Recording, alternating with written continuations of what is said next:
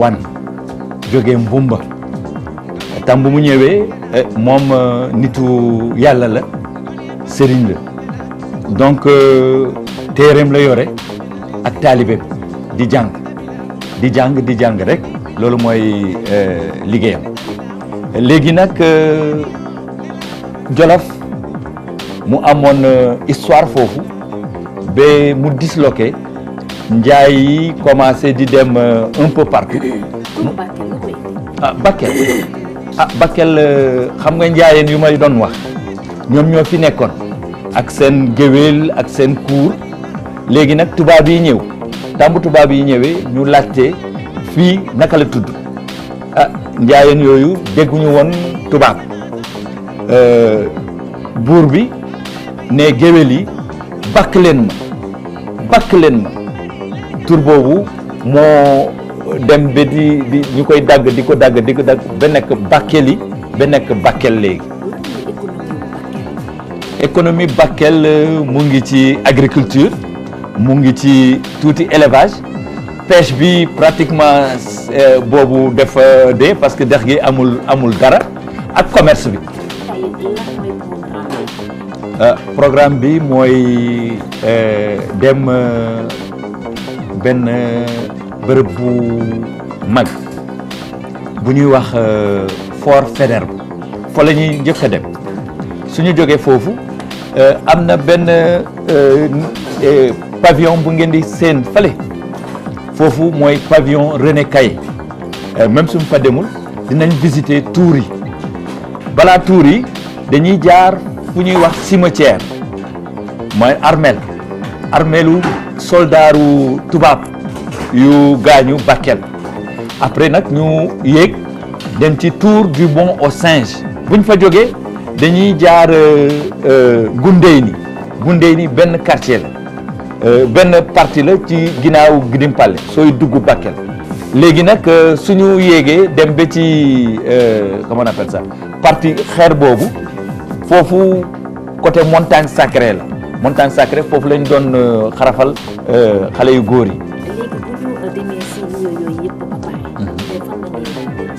waaw am na benn jigéenu njóobeen waaw ci moom la ñuy dem mooy fii ndaxte saraxule yi am nañu seen benn plat bu bëgg loolu la bëgg a togg waaw kooku ñecce lañ koy woo waaw ñecce traditionnel waaw dans les temps loolu lañ doon togg pour añ waaw suñu añee ba pare dañuy dem ci benn dëkk bu ndaw bu sorewul ak Bakel Bordé lañ koy woo Bordé nag lu ñuy wone foofu mooy xarafal jigéen waaw moom lañ doon def waaw fa la ñuy dem bu ñu jógee foofu xam nga jigéen dans les temps suñ ko xarafale mag na su magee nag lu des mooy may ko jëkkër waaw léegi nag ci mariage la ñuy dem en milieu soninké waaw. ci mariage la ñuy terminer voilà. culture Bakel waaw. kon nag jërëjëf dégg. ci kaw colline la nekk tubaab dafa am xel te temps yooyu puisque ay xeex moo amoon dañuy placé wu fu gën a kawe loolu moo tax soo gisee ni ñu doon yéeg ni montagne bi am na ci suuf gis nga ay canaux aussi canaux yooyu ay fétil la dans les temps pour jéem a protéger fort bi nii fort bi soo gisee temps bu ñu yéegee suñu xoolee suñu droite am na benn pavillon bu ñu gis pavillon René Caillé la tudd René Caillé benn explorateur français la dafa jógee France région de Bordeaux 1799 la juddoo un an avant 1800 ñëw fii à l'âge de 17 ans da doon romb rek pour dem Tombouctou au Mali dékkul kii pavillon bi mais dañ ko jox turam rek pour magnifier son passage ici à Bakel pavillon bi nag 1800 Fort Faidherbe bi 1818 la commencé dañ ko commencé tabax 1850 la 53 la Faidherbe bi ñëw mais 54 la fort bi pare gis nga am na ay bën yooyu du pour rafetal kër gi bën yi xam nga dans les temps dafa amoon ay xeex Mamadou Lamine Alkali Dramé am na ñu koy wax Mamadou Lamine Demba Dibassi Dramé marabu soninké la Gunjurum ci Mali la juddoo 1840 fii la jànge ci alxuraan la doon jàng fii ci benn université ñu koy wax Moïsi fii la jàng après def pèlerinage am à la Mecque en 1886 la xeex contre les Français fii donc bën yooyu soo nekkee ci biir di nga gis ñu nekk ci biti yow sa fetel te dans temps yooyu tubaab yi ñoo amoon fetel même africains yi saraxule soninké yi wala noirs yi amoon nañu ay fetel mais seen fetel amuloon doole par rapport à fetelu tubaab yi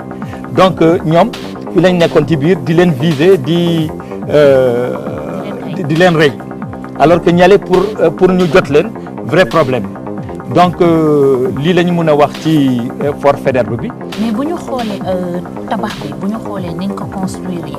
xeer yi. en fait mun nañu xam exactement tubaab yi ñoom ñoo ko tabaxoon wala waa Bakel si seen jëmmu bopp. ak architecture bi nan la demee. waaw xam nga dans les temps wu colon du tubaab bi xam nga du jël même su fekkee maçon qualifié la moom du jël truelle bi du jël kii bi du ñu wax waa Bakel la. c'est-à-dire ñoom dañ doon jël ay ouvriers tout le long du fleuve ci biir Sénégal yëpp lañ doon jël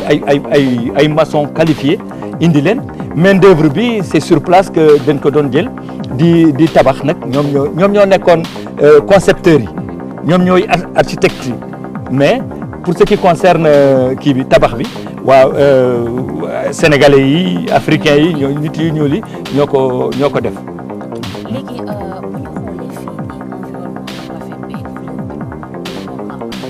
waaw lii xam nga Sénégal ak Mauritanie ndey ak baay la dex gi rek moo ñu séparé dex gi kese moo ñu séparé. kon fee ne may seen. fee ni ngay seen benn dëkku Mauritanie la bu tudd Gouréy et puis tout le long du fleuve dëkku Sénégal boo gis beneen côté bi am na dëkku Mauritanie. voilà dëkku Sénégal boo gis rek ci beneen côté bi am na dëkku Mauritanie. kon léegi ñu wax ne visite bi fii jeex na dañuy demaat beneen lieu. waaw xam nga wane nañu déjà pavillon René Caillé expliqué nañ ko léegi dañuy dem ci tour yi.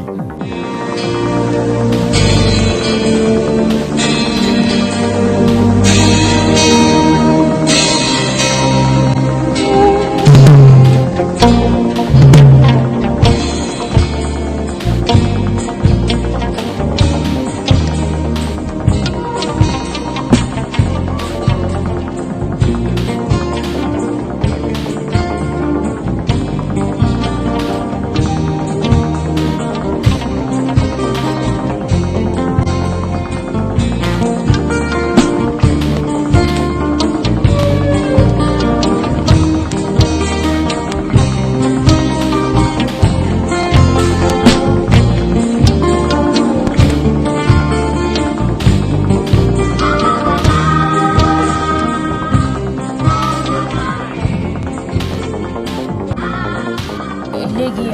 bërëb bi ñu nekk moom mooy bërëbu ay armeel la. armeel la ay armeelu soldaaru tubaab yi nga xam ne période guerre bi diggante Mamadou Lamine ak tubaab yi ak yeneen bataille ci le long du fleuve. alors ci la am ay militaires français yu gaañu léegi nag xam nga suñu gaañoo fii Bakel mun leen yóbbu ba France loolu moo tax ñu kile ñu denc leen fii ñoom rek ñoo fi nekk soo xoolee tableau bi di nga gis voilà Joris Léon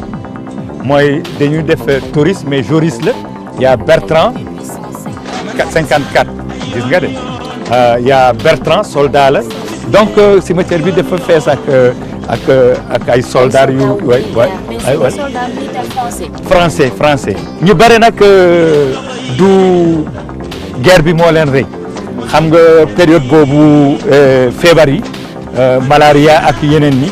ñoo rey ñu bare ci soldats yi ak chaleur suñu chaleur bi xam nga voilà supporté wuñ ko. montagne bi comme xam nga temps bu ñu nekkoon fort Faidherbe actuelle préfecture de Bakel newoon naa ne foofu moo nekkoon quartier général moom foofu la Faidherbe ak yeneen chefs yi nekkoon mais pour sécuriser fort boobu dañu tabax ay tours kii mooy tour du sud ah on l'appelle la tour du mont aux singes golo yi fii lañ doon jaar pour dem naani ci dex gi.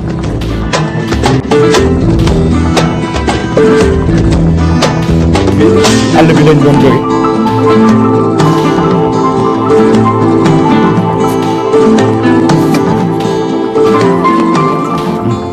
léegi dafa daan mais soo gisee c'est comme fii dafa mel ni rez-de-chaussée mu nekk premier ci kaw R+1 la donc soldats yi dañ doon yéeg nekk ci kaw comme lu ma la waxoon tour yi c'est pour sécuriser le quartier général là-bas le fort Faidherbe donc fii au sud il y a ça soo demee nord am na beneen tour bu mel ni bu fa nekk aussi à l'ouest amoon na beneen tour bu fa nekkoon bu amoon ñaari c'était pour deux choses premièrement pour sécuriser aussi deuxièmement foofu la seen affaire télégraphe parce qu'on l'appelait la tour télégraphe ou la tour Joris donc foofu ñaari la mais léegi foofu dafa daanu complètement voilà donc à partir d'ici comme préfecture lu ñu comme fort Faidherbe voilà c'est la même chose gis nga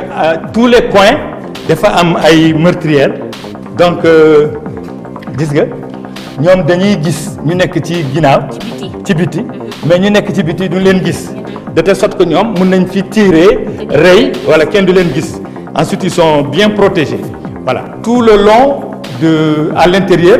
partout dafa am ay meurtrières donc qui protégeaient les soldats. ban lieu moo desaat. voilà léegi dañuy dem ci ginnaaw xam nga gis nañu fii cimetière militaire français yi léegi nag il y a un endroit mythique. tam bu ko yaayam gisee mu tiit mu ne doom loo fi wut looy wut ci biir kër yi mu ne yaay lu ma dal mënu ma la ko wax mu ne di nga wax de mu ne am na li ma lay dénk lu ma lay ñaan mooy ñooñu lu ñu def montagne bale ngay gis beene foofu la ñuy wax montagne sacrée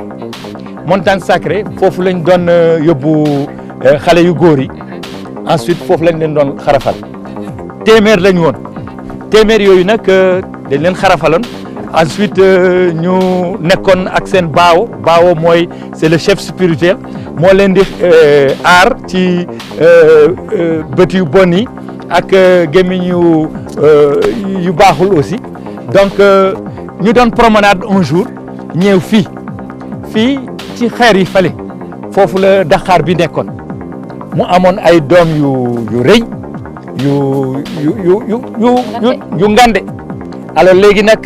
xale yi ñu gis ko rek bugg ko alors ainsi ñu commencé di daw di dem di ko jël di ko mëcc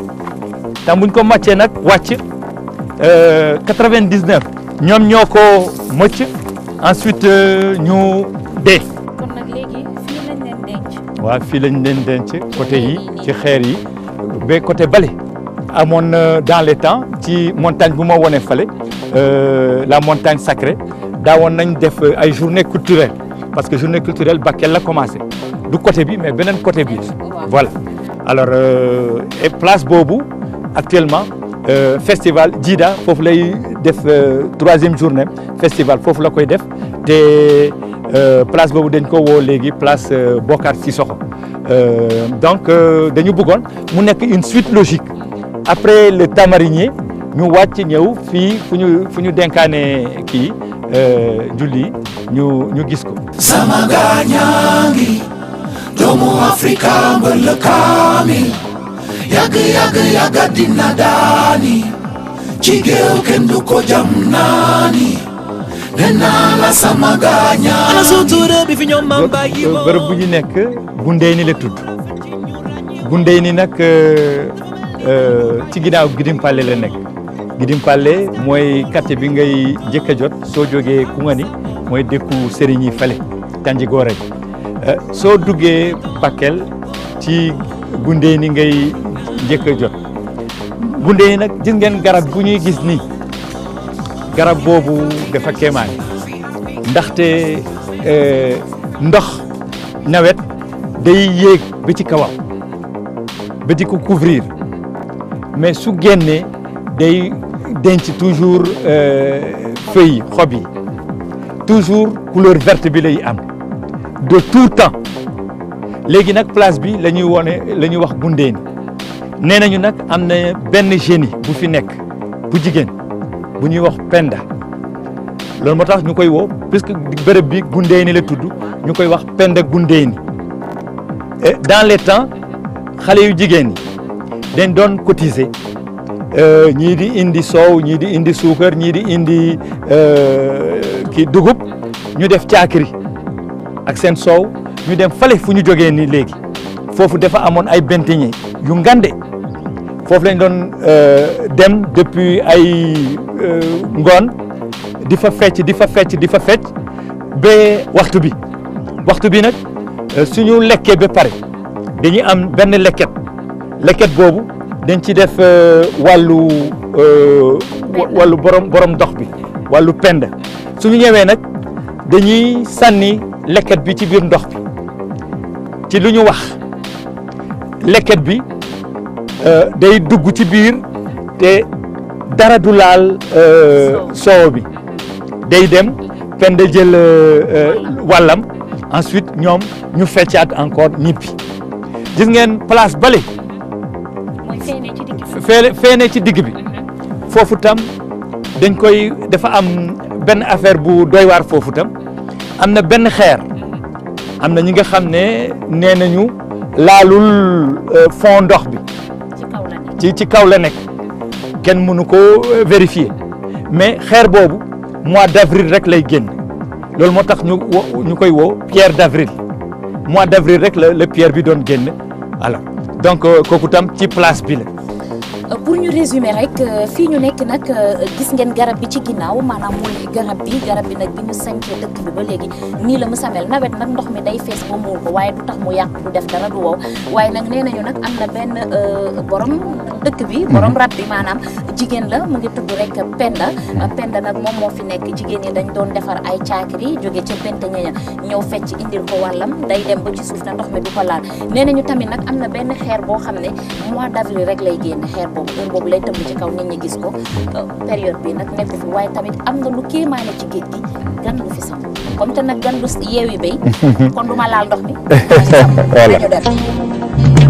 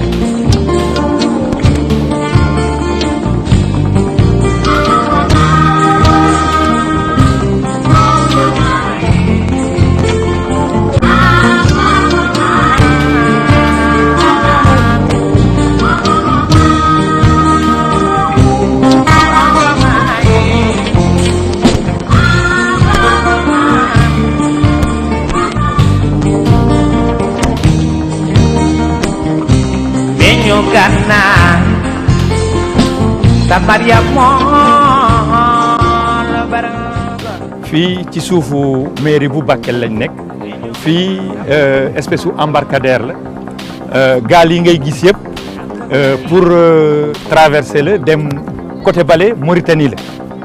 fleuve bi ngay gis mooy fleuve Sénégal lu ñu jàng ci géographie mooy source am montagne Fouta Jalon la jóge mu yéeg nag dem ba sànni boppam géej à Saint-Louis léegi nag xam nañ aussi sa longueur ça fait 1750 kilomètres alors donc lu ma la doon wax ci valeur u ndox ak sur le plan économique lu muy indi ni nañ mun a ut jën dinañ mun a def agriculture avec les cultures de décrue dinañ mun a fóot dinañ mun a sangu dinañ mun a raxas ndab yi voilà donc lépp la ñu mun a def fii soo xoolee te lu ma la doon wax léegi mooy c'est un lien ombilical maanaam diggante Mali ak Mauritanie ak Sénégal lu am maanaa la comme ñaari loxo yu jàppante rek loolu la nekk suñu diggante.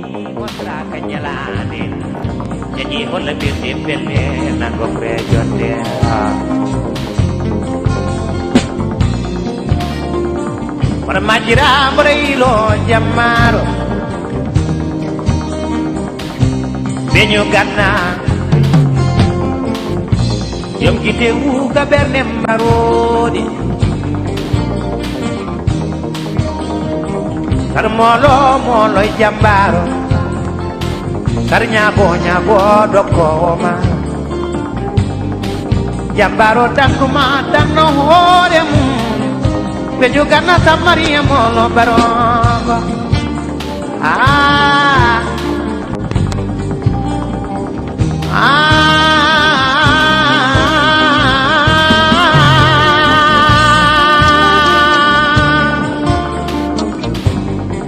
Gongoma Gongoma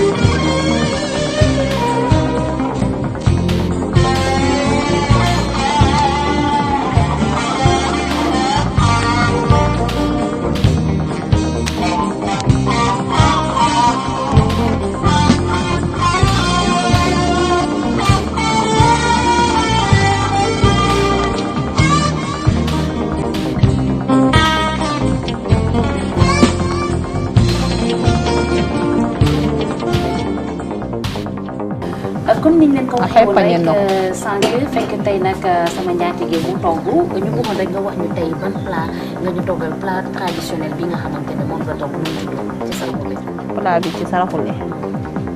ñeele lañ koy wax. ñeele waaw ñeele lañ koy wax. maanaam bu ñu xoolee sax dafa nuroog ceebu jën. mais bi mboq lañ ko defee. waaw bii mboq lañ ko mboq bu sew bi moom lañ ko defee. nga koy togg waaw dafay dese wala day tooy. day xaw a tooy tuuti. jën bi nag. jën bi jënu dex la ñuy jënd waaw. jël sa légume waaw jënd sama légume jënd carotte jënd navet su pomme ñambi kaani yëpp daal jënd naa légume yëpp ak tomate ak aja doore aja tomate jënd naa yëpp diwlin rosi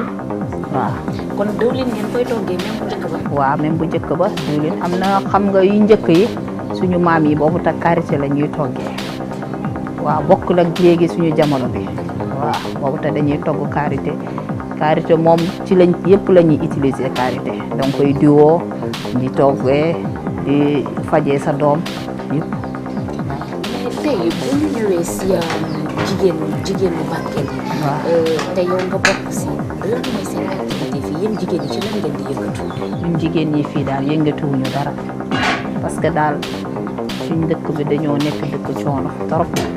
waaw même boo yëngatoo doo mun a xam fooy dem loo jaayee du marché waaw noonu. kon yéen da ngeen di toog si kër yi rek dem marché ñoo toog. ñoo dem marché ñoo toog jigéen yaa ngi yëngatu même boo xale yi bu ñu jàngee sax ba pare duñu am fu ñu liggéey waaw da ngay liggéey ba jàng ba sonn dem ba foo bëggee liggéey doo am liggéey nga ñëw toggaa rek mujj bi da ngay nekk rek di togg. mais fii est-ce que da ngeen di teel a may seen doomi jigéen ñi sëy? waaw bu njëkk ba daawoon nañ ko def wante léegi par jamono day changé rek waaw. mais Saraxule ba tey ci biir mbokkam rek lay sëy de. déedéet loolu bu njëkk bi la wante léegi xam nga adduna day dem di dox di dem nit ñi di gën a yeewu waaw doo mun a yem ci sa mbokk dong waaw. est-ce que yéen des fois tamit doo leen jànkonteel ay jafe-jafe comme te fii mun nañ wax ne genre carrefour la. xeet gu ne mu ngi fi daje. est-ce que amul tamit ñuy ñëw fii di jéem a yàq seen doom yi jigéen ñi. waaw am na ñoo xam ne seen doom nag dañuy yem ci seen loxo am na ñoo xam ne nag adduna nit ñi bokkuñu nit ñi yemuñu. ci làkkat jigéen bi dañ koy maanaam mun nañu def benn façon ba nga xamante ne sax même tey bu demoon ci góor kooku du ko munal dara loolu ba tey yéen di ngeen koy. def waaw am na ba tey yooyu am na waaw parce que léegi dañ ko tere ngay xarafal doom bu jigéen. yi njëkkoon ñu ko defoon yi njëkk ba léegi balaa ngay jël sa jabar il fallait nga yóbbu ko hôpital ñu dindi ko ba pare. damay dégg ñu naan jigéen bu ñu fekk nga nekk ci làkkat laay wax. jigéen bu ñu fekk nga nekk jànk rek maanaam sa wërsëgu jëkkër day gën a yokk maanaam di nga fa jur doom joo xam ne nii yàlla dina ko defaral ay xéwal yu bëree bëri. est-ce que loolu am na ci yéen. doom bu baax yàllaa koy joxe. dëgg la yàllaa koy joxe wante nga nekk jànk boo see sa kër jëkkër buñ la fekkee jànk doo sëgg ci kanamu góor gi mukk parce que du la mun a sit fu nekk parce que fekku la nga yàqu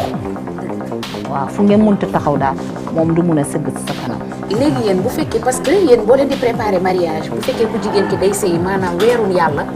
da ngeen koy préparer di ko tëj di defar yaram bi ak loolu nag ngeen di defaree yaram bi. yaram bi mooy rek balaa muy nekk ñun fii suñu jànk doo naan kaamare doo naan gowe bu njëkk ba jànk même njar doo ko naan suñu jànk bu njëkk ba ci Saraxule même njar doo ko naan. attaay normalement jànk waru koo naan tant que see duggoo ca jëbbaluñu la bu njëkk ba. wante du jànq léegi ñëpp la ñuy naan waaw jànq yi jëkkee wóor na yàlla doo naan njar doo naan attaay loo xam ne da lay yàqal rek doo ko naan bu ñu xamee ne boo demee nag booy waaj a dugg néeg dañ lay moccal dañoo am benn meer koo xam ne da lay moccal. kon nag li ñuy def rek mooy ñu nga daal di dem xool cin bi ñu xool añ bi fu mu toll rek ñu yekk ñaŋ. ndax dafa nekk ni moom xiif naa. waaw yow kay xiif wër naa dëkk bi yëpp. bëtt ñi yëpp woo xiif na. waaw kay gis nga ko bu ñu doon ma xiif. léegi ñu dem rek nga xool. ci bi fu mu toll. ndax am ñor na. kon nag mbokk yi ñuy seetaan rek ñu ngi fii ci benn village boo xam ne ni bu njëkk ba dañ doon appliquer li nga xamante ne rek moom mooy jongal jigéen tey nag ñu ñëw ñu won ñu nar leen a laaj tamit lan moo tax ñu ko doon def bu ñu ko waxee ba pare parce que nee nañu depuis ñu interdire ko bàyyi nañ ko mais dañu bëgg a xool nan moo taxoon ñu ko doon def ak lu ko waraloon ndaxam réellement bàyyi nañ ko bu ñu paree tamit dinañ waxtaan ak ñoom soñju leen ñaan leen tamit ñu bàyyi ko carrément ñu bañ ko di defati parce que métital jigéen doon na loo xam ne coono bu rëy a rëy la buy jigéen bu di accoucher te loolu yëpp bu soobee yàlla dinañ waxtaan ak ñoom ba ñu gën a xam nee naa leen Télé Futurs Médias fu ne la ñuy dem rek kon li ñuy def doyen ñu daal di leen woo rek.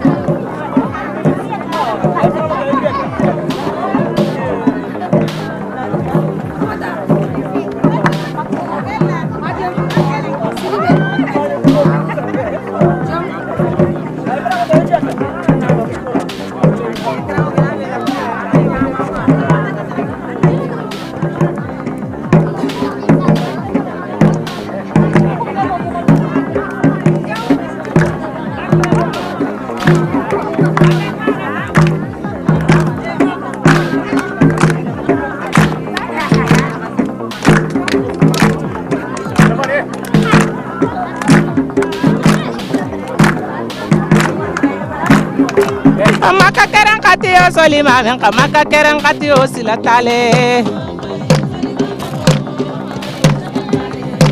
Mbay solima menka mbay yo silatale Koni rasuloni ngodoje mba donna ika wuli ay kuri yo usunda bakoto aliba usunda bakoto nari yo sunda bakoto nari yo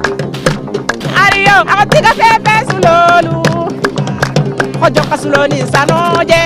maka tere xalisuloolu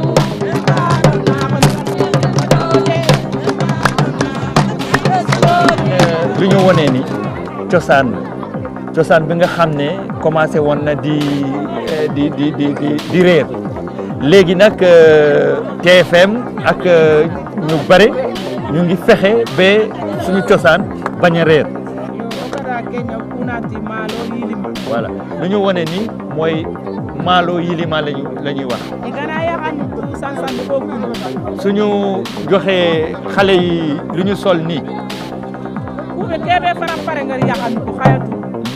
lu rafet ci xale yi xam nañ ko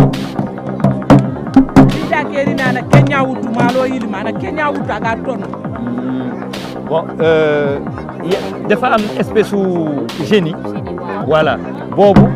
maalo yilima boobu lay jël di ko lekk di ko won waaw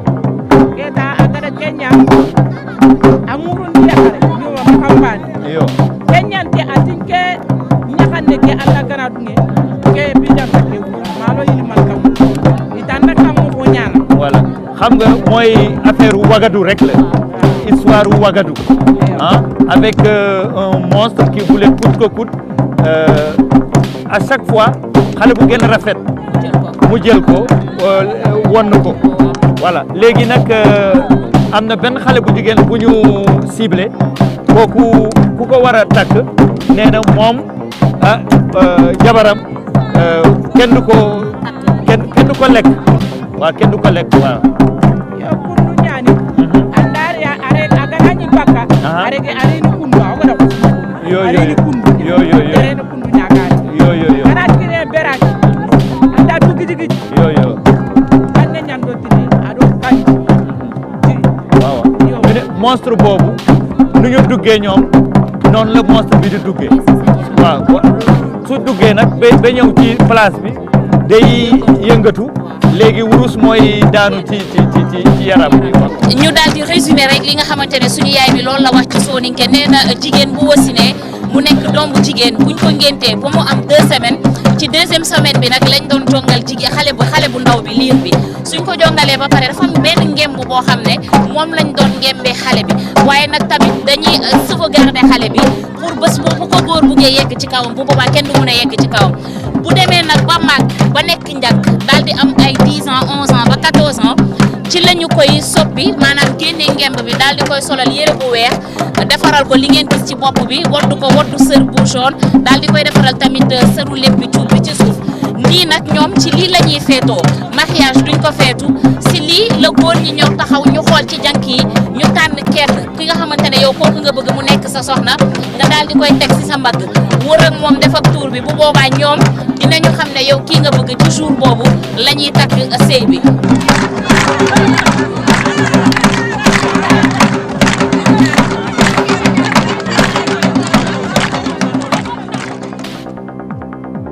xam nga dëkk bu ñu nekkoon Bordé la tudd Bordé dëkku Xaasonké la ci département Bakel te lu ñu wone gis ngeen affaire yi nu ñu rafete kon léegi ñu ñëw tamit nag feneen fii nga ñu indi moom mooy fan quartier Ndiaye Gale fu ñuy dem nag benn corps de métier la corps de métier bi saraxule dañ koy wax garanko mooy ay wude lu ñuy wone nag lu rafet la ndaxte tubaab lu muy wax suite logique xale bi jaar na ci fu muy jaar léegi mag na su màggee nag dañ koy may jëkkër voilà léegi nag ñu ngi dugg fii pour xam saraxule yi naka la ñuy def seen mariage. dañu ne ñoom dañuy am doom bi nga xam ne daf leen déggal fu mu nekk ni dafa war a sëy léegi bu ñu war a sëy si koy wax bu demee kër jëkkëram ba nga la war a mel naka la war a toogee kër jëkkëram war a toog mu war a mel loolu la ñu woy. léegi lii si premier jour bi ngeen koy def wala deuxième jour. lii si premier jour bi la. premier jour bi la yaay yi guddi gi waaw guddi gi yëpp dañuy toog di woy yi ba fajar dem. léegi ana seet bi moom. seet bi mu ngi si biir néeg bi waaw léegi moom mu ngi dégg li ngeen di woy. dégg yëpp li ñu wax.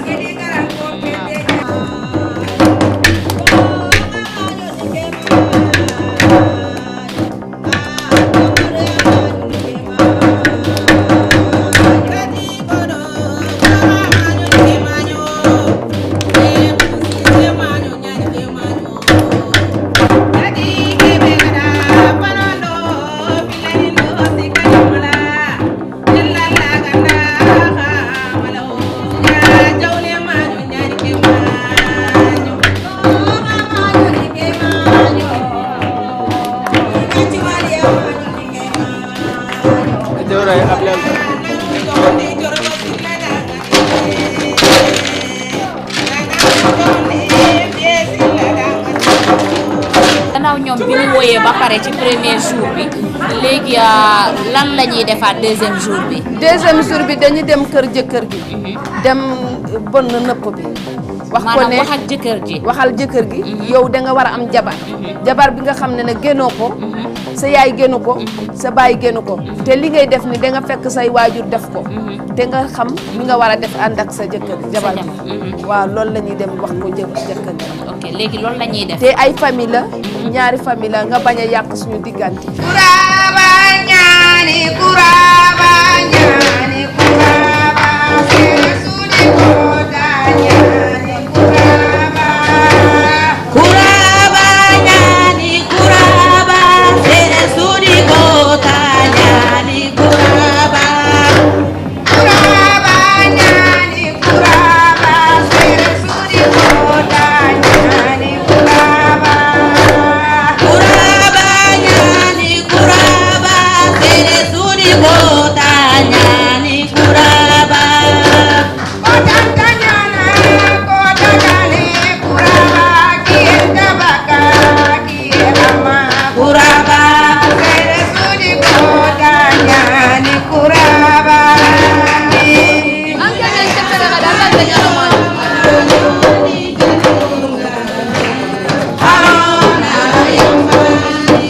Yuna ya madu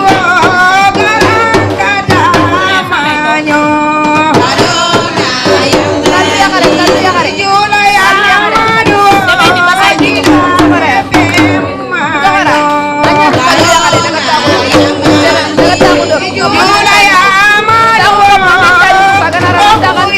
memanyo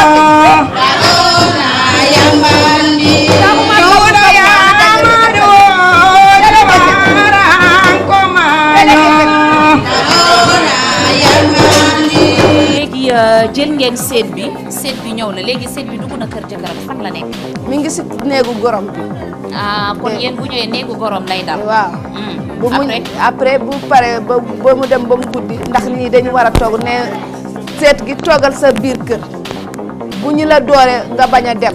bu ñu la si mooy li woy bi ñu wax. ñëpp dañu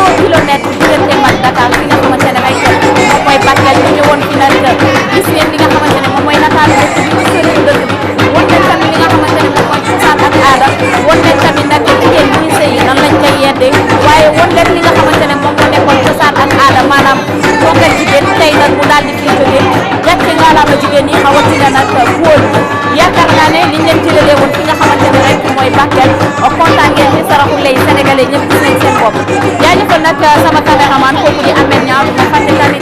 sama chauffeur bi nga xamante ne rek moom mooy Khalifa jaajëfal waa TFM yëpp jaajëfal tamit waa Bakel comme ñu leen di jox daje rek waaye duñu fàtte nag suñu sponsor muy waa Patisen kon nag mbégteeg bànneex la ñu amoon